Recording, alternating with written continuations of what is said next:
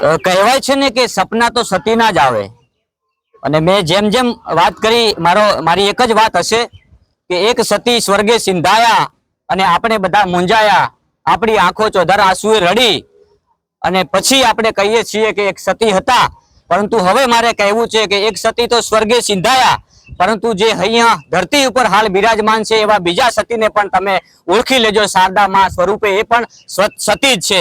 અહીંયા આ ગામના ઇતિહાસની વાત કરી હમણાં થોડા સમય પહેલા જ, અને હવે ફરીવાર એક નવી વાત જાણવા મળી છે કે આ એ જ સતીમાં રમા માતાનું સપનું ગામમાં આવ્યું હોય અને એમણે કહ્યું હોય કે અંજનીનો જાયો જે અંજુ છે એમની સમાધિ તમે મારી બાજુમાં જ આપજો. એટલે મેં જેમ હમણાં કહ્યું કે એક જેસલ તોરલની સમાધિ અને બીજો ઇતિહાસ લખાશે ઓગળની ધરામાં ભેસાણા ગામની સમાધિ. મારી સાથે બેન જોડાયા છે, આપણે પૂછશું બેનનું. બેન શું નામ છે તમારું? સીતાબેન. સીતાબેન, ક્યારે સપનામાં આવ્યા હતા માતાશ્રી? પરમદાડે હોજે. શું સપનું આવ્યું હતું? સપનામાં એમ આવ્યું કે હું અંજલિને લેવા આવીશ પરમદાડે હોજે, સવારમાં મારો સામે હું લઈ દઈશ અને મારા જોડે સમાધિ આલ દઉં, આટલું કીધું. એટલે આ 2 દિવસ પહેલા તમને સપનું આવ્યું? આગળની રાતે ખુદ માતાશ્રી રમાબા તમને સપનું આપવા માટે આવ્યા હતા? હા, આપ્યા. રમાબાને તમે નજરે નિહાળ્યા? હા, નજરે નિહાળ્યા. ડર નતો લાગ્યો? ના, ગતું નહીં.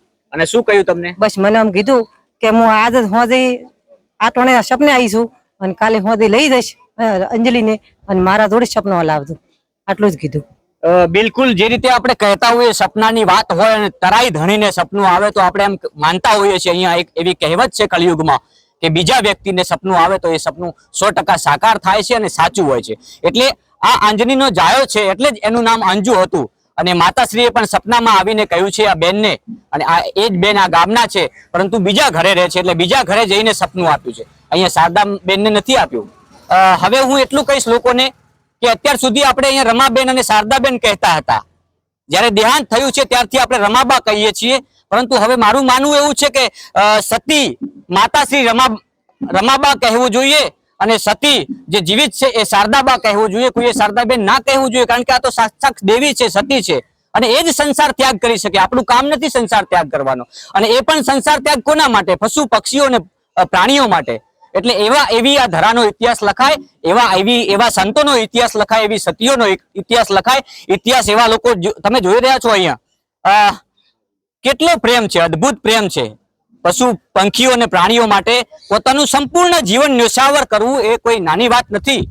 જીવનનો સંસાર ત્યાગ કરવો એ પણ કોઈ નાની વાત નથી. આ જે પણ પરિવારમાંથી આ 2 સતીઓ આવી છે, ખરેખર એ પરિવારને લાખો લાખો સલામ કરું છું. એ જનતાને હું લાખો વંદન કરું છું કે આ 2 સતીઓને તમે જન્મ આપ્યા છે. આભાર.